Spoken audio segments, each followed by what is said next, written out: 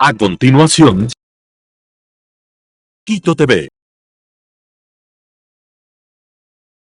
Quito TV, con el arquitecto David López, en Telesucesos, Canal 29. ¿Qué tal, amigos y amigas? Bienvenidos a Quito TV, el espacio de la ciudad a través de Telesucesos, Canal 29 y 29.1 en televisión abierta, 73 en Extreme TV Cable, 43 en Claro TV, Canal 6 en Cable Unión en Alfa TV, y también nos pueden seguir desde cualquier parte del mundo en www.telesucesos.net. Ese es nuestro streaming, y además, luego de su emisión al aire, subimos este programa, el video, a lo que es YouTube, Telesucesos HD. Tenemos el día de hoy la presencia del doctor Marcos Guayasamín. Él es miembro del directorio de la Cámara de Comercio Ecuatoriana Argentina, y vamos a hablar sobre el boletín de prensa que dice Nuevo Régimen de Zonas Francas en Ecuador, las oportunidades de crecimiento y desarrollo económico para el país con las zonas francas. Doctor, bienvenido. Contémosle primero a la gente, a los que no conocen o a los que no conocemos de pronto en profundidad, ¿qué es lo que significa una zona franca? Bienvenido. Buenos días, muchas gracias por la oportunidad de un poco compartir este conocimiento que es muy difundido en el mundo, pero que en Ecuador no ha tenido mucha acogida. Bueno, las zonas francas son instrumentos que inicialmente sirvieron para el comercio. Estos nacen en la época de los fenicios, en la época de los romanos, de los griegos. En esa época, pues, el mercado, el comercio internacional marítimo requería de ciudades donde podían almacenar su mercadería, donde podían transportar su mercadería sin pagar impuestos. Entonces se fue creando una serie de ciudades alrededor del Mediterráneo que facilitaban el comercio internacional. Por lo general deben haber sido ciudades cerca del mar, claro, en el caso del mar Mediterráneo, o en fronteras terrestres con otros países, entendería, ¿no? Exactamente. Era justamente alrededor de la ruta marítima, pero también alrededor o cercano a las rutas terrestres, por ejemplo, la ruta de todo de la seda y de todo ese tipo de comercio que se daba en esa época, pues estaba facilitado por el régimen de zonas francas. Y de ahí ha seguido a través de la historia repitiéndose el régimen de zonas francas con diferentes nombres, que son los puertos libres, de ciudades francas, y se ha dado, como le digo, a través de la historia. Y imagínense que actualmente existen más de 5.000 zonas francas en el mundo, y están instaladas en 130 países. Las Naciones Unidas reconoce 190 países, es decir, en la mayoría de países del mundo existen un 75-80% de países existen las zonas francas. Sí. Entonces, como le decía, es un régimen conocido a nivel internacional, y obviamente inició como siendo un régimen o un instrumento para facilitar el comercio, pero fue evolucionando, ha ido evolucionando, y posteriormente, pues ahora también facilita los procesos industriales dentro de las zonas francas, el comercio, la transferencia de tecnología. Entonces es un instrumento muy moderno y que se ha adaptado muy bien al desarrollo de los países. Existen además diversos tipos, digamos, de zonas francas, entendiendo de que no todas, por ejemplo, son libres de impuestos, algunas pueden tener impuestos, pero están, digamos, con incentivos tributarios. Es decir, existen, ¿no? O sea, diversas incentivos precisamente para que la producción, el comercio, el intercambio de mercaderías, call centers, un sinnúmero de cosas se puedan dar, es decir, el establecimiento de empresas nacionales y extranjeras dentro de un régimen que es distinto al del resto del país, por ejemplo, ¿no? Efectivamente, usted ha dicho con mucha claridad y certeza lo que son las zonas francas. O sea, en la actualidad, las zonas francas incluyen muchísimas actividades, y por suerte nuestra ley ahora recoge la mayoría de actividades. Entonces están abiertas a un sinnúmero de inversiones, de emprendimientos, que van desde la parte industrial, comercial, hasta los servicios, la parte tecnológica, inclusive servicios turísticos, servicios médicos. Entonces realmente se han extendido y se han ido transformando y se han ido amoldando a las circunstancias económicas de los países. Entonces, efectivamente hay diferentes tipos de zonas francas dependiendo de cada régimen en cada país. Así es, correcto. Desde el inicio dijo, en Ecuador no ha habido mucha acogida y realmente, claro, la acogida que no ha habido es de parte del Estado, de los distintos gobiernos, entendería yo, porque a las empresas les interesa este tema, a la ciudadanía les interesa, a la gente que está en el turismo, si es una zona franca de turismo les interesaría. De parte como del Estado, que no ha habido históricamente una política no enfocada en eso, porque las zonas francas no solamente nacen, sino se hacen. Es decir, existen muchos gobiernos, muchos países que han creado, dicen, a ver, queremos que este sector geográfico se convierta en un polo de desarrollo. Y un sitio que de pronto estaba botado, como comúnmente se dice, lo empiezan a crear con un sinnúmero de servicios y dentro de un régimen de zonas francas. Se hacen y nacen. Hay unas que nacen por su posición geográfica y otras se hacen. Efectivamente. Así es. Nosotros en el país, la experiencia del país ha sido la siguiente. En el año 91 se emitió la primera ley de zonas francas y justamente me tocó a mí en esa época elaborar la ley, la primera ley de zonas francas, la cual estuvo vigente hasta el 2010. Luego el gobierno de esa época eliminó la ley de zonas francas y en su lugar creó las sedes, las zonas económicas especiales. Y ahora en el 2023 el gobierno actual y la Asamblea han vuelto a darle vida a las zonas francas.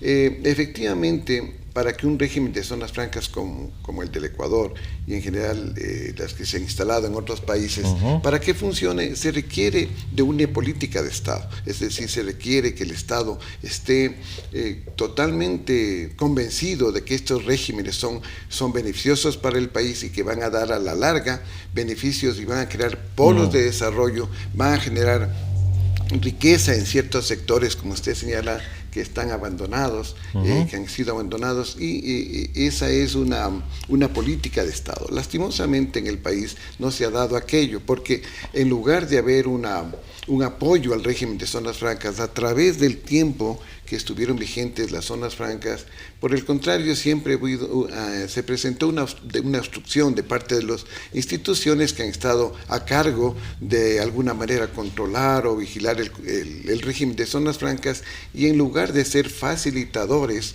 para las actividades de las zonas francas, se constituyeron en obstáculos y no dejaron que el régimen funcione. No basta con una ley, emitir una ley y hacer esto que usted dice, las sedes, que eran las zonas económicas de desarrollo, ¿no? Y sino también, claro, es dar estas sedes, es crear estas zonas francas, y ahí entra todo el trabajo estatal de incentivos, de servicios, ¿no? Porque si en una zona no tienen servicios, no tienen ni lo básico, no tienen ni agua, ni electricidad, de nada sacamos. La Cámara de Comercio Ecuatoriano-Argentina está impulsando este nuevo régimen de zonas francas en el Ecuador. ¿De qué se trata? Bueno, una vez que ya se ha promulgado la ley, nosotros lo que pretendemos es... Y existe, ¿no? Esta ley. Ya tenemos una ley. Está, correcto. Sí, la ley justamente fue publicada en el mes de diciembre del año pasado y su reglamento en febrero. Entonces ya tenemos la normativa. Es parte ahora, no es como inicialmente se dio, que era una ley especial de zonas francas. Ahora no, es un capítulo dentro del Código de la Producción. Es un capítulo de zonas francas. Entonces, pero tenemos nuestra reglamentación, ya podemos funcionar, ya podemos establecer zonas francas. Entonces, la Cámara es lo que está haciendo una promoción de este régimen a fin de incentivar a que las empresas privadas acepten o se conviertan o instalen zonas francas, vean la forma como pueden participar en zonas francas. Desde la parte privada. Desde la parte privada, porque efectivamente el Estado lo que le da es el régimen, el marco jurídico para que funcionen, pero quien debe participar, quien debe instalar las zonas francas, son las empresas privadas. Ahora, por sí solo una empresa de pronto no lo puede hacer, hay que hacerlo a través de las cámaras, ¿no? Y todo eso, entendería, por ahí, Justamente es aquello, ¿no? Es a través de la Cámara incentivar para que grupos empresariales constituyan estas zonas francas, ¿no?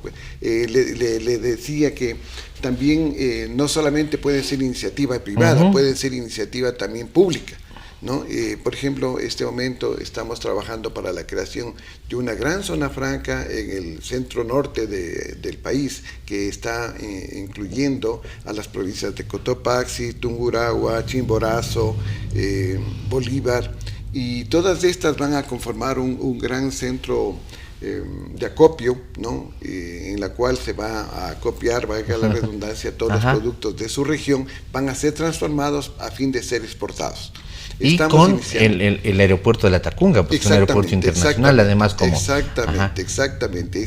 La idea es establecer una zona franca logística junto al aeropuerto de la Tacunga, conseguir una empresa que administre, que opere el aeropuerto y poder exportar desde ahí a diferentes países, ¿no? Entonces ese es un proyecto que se está estudiando, que se está elaborando y que es iniciativa de los prefectos.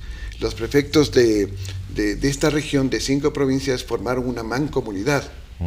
Y dentro de los fines de la mancomunidad, además de salud, de vialidad, de educación, también están apoyando el desarrollo productivo y estamos creando este tipo de zonas francas. Entonces, ¿y ustedes van a tener reuniones, por ejemplo, en septiembre en La Tacunga y Cuenca? Sí. Estas son... sí, vamos a hacer reuniones justamente para Cuenca también por todo el tema, ¿no? Del Austro, y también tiene un aeropuerto internacional, aunque pequeño dentro de la ciudad, pero bueno, se puede. Así es. Igual estuvimos en Manta la semana pasada haciendo una conferencia, unos talleres con la Cámara de Empresarios, y justamente mostrando las bondades del régimen de zonas francas, ¿no? A fin de que las empresas puedan instalarse en zonas francas, hagan este tipo de inversiones productivas, porque eso es lo que tenemos que analizar también, ver cuál es el objetivo de la zona franca. El objetivo de la zona franca no solamente establecer regímenes especiales con exoneraciones tributarias,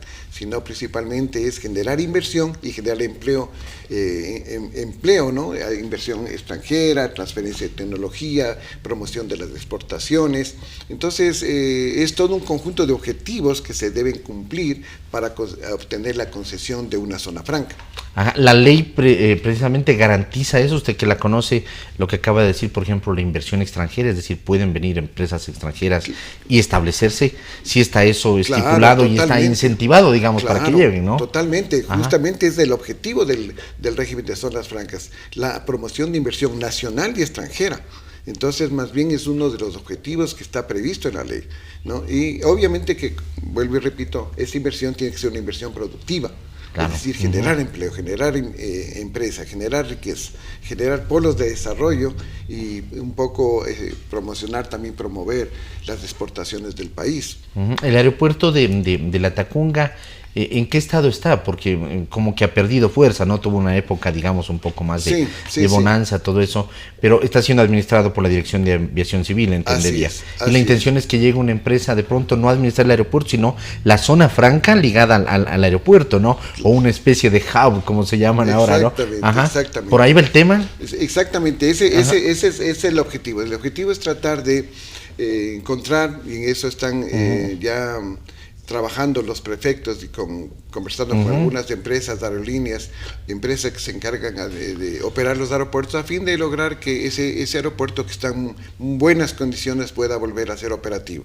Una vez que esté operativo, ese aeropuerto se va a poder dirigir la carga de todas estas 5 provincias para exportar a través del aeropuerto, y otro tipo de productos que no sean perecibles, que tengan un poquito más larga su vida, en cambio se irán a través de los puertos del Ecuador, de Riobamba o de Guaranda hacia el puerto de Guayaquil, por ejemplo, y por exportación vía marítima. Entonces está previsto todo eso. Ecuador tiene, yo diría, una buena infraestructura, o existe una infraestructura, hay que ver el estado en el que está, por ejemplo, de aeropuertos que han perdido fuerza, porque algunos están muy cercanos, el de La Tacunga con Quito, en algún momento se pensó que el de La Tacunga debía ser solo de carga y el de Quito solamente de pasajeros, pero el de Quito es un aeropuerto tan bueno al momento que hace carga y pasajeros de una manera espectacular. Pero hay aeropuertos, por ejemplo, como el de Tulcán, que está botado, el de Esmeraldas, que es utilizado creo que de repente, y que son zonas también que se pudieran incentivar a través de las zonas francas, aprovechando, ¿no?, esa estructura, y de pronto con una mínima inversión, hay que ver el estado en el que están, ponerles nuevamente a funcionar y que se conviertan en sitios y polos de desarrollo.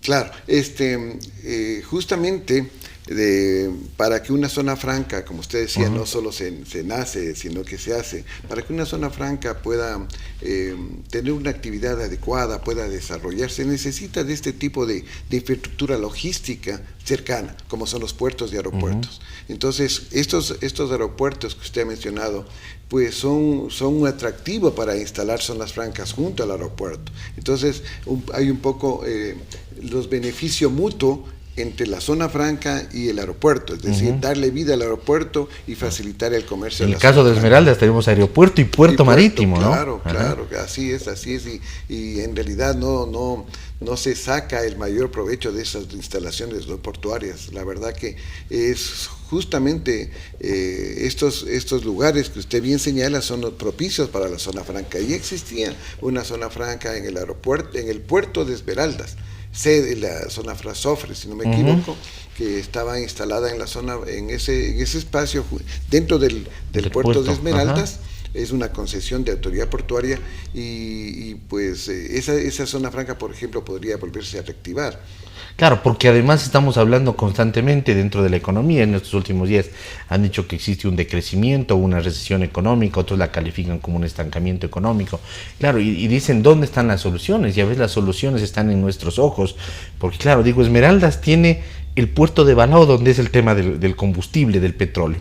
Al ladito está el puerto marítimo, yéndonos hacia el norte, y giramos un poco más y está el aeropuerto. Es decir, en una zona geográfica pequeña se pudiera dar un impulso que es fuerte para el país y que ayuda al tema de la economía. O sea, las zonas francas son poderosas y hay que entenderlas desde ahí. Desde luego. Es la verdad que fíjese que a nivel mundial, de acuerdo a la Organización Mundial de Zonas Francas, el 40% del comercio mundial se genera a través de zonas francas. El 40% del comercio mundial. Aquí en Ecuador no hemos de llegar ni al 5% posiblemente. En Latinoamérica, en las zonas francas, el nivel de exportaciones es de casi 60 mil millones de dólares desde zonas francas. Es increíble. Que si llegaríamos a la mitad del promedio mundial, yo creo que ya sería un gran avance. En promedio, el promedio del aporte de las zonas francas, en Latinoamérica nomás, el promedio de aporte al Producto Interno Bruto de las zonas francas en Latinoamérica es del 5.8%. En Latinoamérica existen más o menos 700 zonas francas y en las 700 zonas francas están instaladas como 10.700 empresas. Estas 10.700 empresas han generado 2.7 millones de puestos de trabajo. 2.7 millones de puestos. Solo en Latinoamérica. Solo en Latinoamérica. Un país como Uruguay, digamos, la población de Uruguay, que son 3 millones, es como que... En Honduras, si no recuerdo mal, 180,000 personas. Honduras es un país mucho más pequeño que el nuestro. Y así. Entonces, realmente, estas cifras que las conoce, por suerte que las conoce el presidente, que las conoce el gobierno, son las que dieron motivo para que el país diga, no, pues cómo es que no podemos quedarnos fuera de un régimen como este, que en toda Latinoamérica, Latinoamérica ha generado empleo, ha generado riqueza y en el Ecuador no. Pero ahora sí, tenemos un gobierno que está alentando las zonas francas, el Ministerio de Producción que está también alentando la zona franca, que tiene funcionarios que conocen de las zonas francas. Yo creo que es la oportunidad para que el Ecuador vuelva a este régimen. Claro, que se entienda que no es un gasto, sino una inversión, hay que hacer una infraestructura inicial, pero uno está haciendo hacia el norte del Callao, o sea, hace la segunda pista del aeropuerto, más al norte, creo que a una hora están haciendo todo un puerto gigantesco de infraestructura y zona franca, ¿no? Para el comercio mismo. Así es. Y nosotros no podemos quedarnos atrás. No será que tanta inversión y tantos recursos que se implementen en zonas francas no es porque no son actividades productivas. Que no es rentable, no es no tenemos dónde poner la plata, gasten nomás. No. Claro, es por supuesto, tiene un fin. No es así. Entonces, como le digo, en la actualidad, las zonas francas, las actividades que se pueden hacer dentro de las zonas francas son múltiples. Entonces, tenemos principalmente 3 tipos de zonas francas. Las industriales, y la ley recoge la mayoría de actividades industriales, de procesos industriales, las de servicios, ¿no es cierto?, que establece también una gran cantidad de servicios tecnológicos, servicios de salud, servicios de turismo, todo este tema de auditorías profesionales están incluidos dentro de los servicios. Después la parte logística y comercial también, toda la parte de lo que es comercio, logística, empaque, manejo de mercaderías, mercancías, carga, todo está dentro. Es decir, tenemos una ley muy favorable. Y un punto interesante, por ejemplo, para provincias como Esmeraldas, provincias como Manabí, es que ahora se ha incluido también el sector agrícola. Entonces todo el sector agrícola puede también estar incluido dentro de las zonas francas, y el sector acuícola, que está la pesca, todo el sector camaronero, también para las nuevas inversiones pueden incluirse dentro de este régimen de zonas francas, con lo cual le damos ventajas a nuestros productores de nuestros productos, ¿no? Claro. Entonces, eso es muy importante señalar. Ahora, dentro ustedes de la Cámara de Comercio Ecuatoriano-Argentina, por ejemplo, ¿existe el interés de empresas, por ejemplo, argentinas que quieren venir aquí al Ecuador y no había una ley o no había un régimen o no había las condiciones como para establecerse, y a través de esa ley han vuelto a demostrar, por ejemplo, ese interés? Claro, de venir? justamente ese es el motivo del interés de la Cámara de participar en este régimen, es porque ve que de la Argentina existen empresas que podrían estar interesadas, que están interesadas de participar en las zonas francas del Ecuador, están interesadas de participar en el Ecuador, pero obviamente dentro de un régimen de zonas francas se les hace mucho más conveniente. Por supuesto. Esa es la idea, ese es el objetivo de la Cámara. Y que exista seguridad jurídica, claro, que es la que siempre se habla además. Exactamente. Y así igual, pues hay otras cámaras también que están interesadas en apoyar el régimen de zonas francas para mejorar el comercio internacional, ¿no? El Ecuador es un país que tiene muchos productos para procesar y para exportar, y hay otros países que nos están viendo con buenos ojos a nuestros muchos productos. Y de calidad, ¿no? Además, porque claro, por ejemplo, además, digamos, camarón tenemos en todo lado, pero el camarón ecuatoriano es de calidad, ¿no? Desde su es la suerte que desde su crianza y todo lo mismo, el tema del cacao. El banano, las flores, el camarón, todos los productos que nosotros producimos son de primera calidad. Son de primera calidad. Esa suerte tenemos. Imaginémonos con un tema de zonas francas, eso pudiéramos potencialmente exponerlo. Y claro, en zonas francas a veces decimos nosotros que es raro que a alguna multinacional llamé por un tema de call center y dice, me contestaron en Colombia, me contestaron en Perú, era un chileno el que me contestó, y es porque seguramente están en zonas francas estas multinacionales, donde incluso ese tema que decimos de call center, de servicios, de cuestiones médicas, están establecidas en zonas francas y brindan servicio a toda la región, además. Efectivamente, así es. Lo que usted dice es clarísimo, ¿no? Imagínese que, por ejemplo, si usted llama en los Estados Unidos a conocer alguna información bancaria, entonces lo primero que le ponen es, si usted marca el 1, al banco llama usted, marca 1 en inglés, marca 2 en español, por decir. Marca 2 y quiere usted saber su saldo. Pero no le contestan en los Estados Unidos, le contestan en Uruguay, le contestan en Colombia, en un call center. Por ejemplo, empresas como DirecTV, usted llama para solucionar y le contestan en Colombia. Claro, así es. Y seguramente dentro de una zona franca. Claro, dentro de una zona franca, que en este caso, claro, digamos, DirecTV, que es una multinacional, está atendiendo a toda Sudamérica, posiblemente desde Colombia. Así es. Y es un servicio, al final, es una comercialización o una exportación de los servicios, porque está dando un servicio. Claro. Y decidieron establecerse ahí porque existe un régimen económico especial, eso, incentivos tributarios. Eso se ha dado muchísimo en la India para Europa, lo mismo que estamos en los países latinoamericanos, la India les da ese servicio para los países europeos. Entonces eso es a nivel internacional. Doctor, queremos agradecerle, realmente ha sido gracias. grato conversar con usted, darle a conocer a la gente un poco el tema de zonas francas y el hablar de que existió una ley, luego se pasó a otro tema que se llamaban las sedes, y ahora nuevamente desde diciembre existe ya una ley de zonas francas y que está a disposición, por supuesto, y con el plus, digamos, que usted lo dijo, del tema de los agricultores, por ejemplo, de los ganaderos que están ya incluidos dentro de esto y que pueden, a través de mancomunidades, de asociaciones, de microempresas, de empresas un poco más grandes, participar de estas zonas francas y que se pueda dar, ojalá, ese impulso económico que tanto necesita el país. Doctor, muy gentil. Muchas gracias por la oportunidad. Estoy a la orden para cuando usted desee algún comentario adicional. En septiembre van a estar en la Tacunga y Cuenca. ¿En qué fechas? Todavía no están definidos. Todavía no está definido, pero septiembre van a estar la Tacunga y Cuenca y ya estuvieron ahora en julio en Manta. Así es. Muchas gracias. Gracias, amigos. Ha estado el día de hoy con nosotros el doctor Marcos, ¿no? Marcos Guayasamín. Él es de la Cámara de Comercio Ecuatoriano-Argentina, es miembro del directorio que nos ha estado acompañando el día de hoy para hablar sobre este nuevo régimen de zonas francas en el Ecuador. Muy gentil, doctor. Muchas gracias. Que pasen bien, amigos. Hasta la próxima. Felicidades. Las opiniones vertidas en este espacio por la producción y dirección del programa son de exclusiva responsabilidad de sus autores y de quienes intervienen en ellos.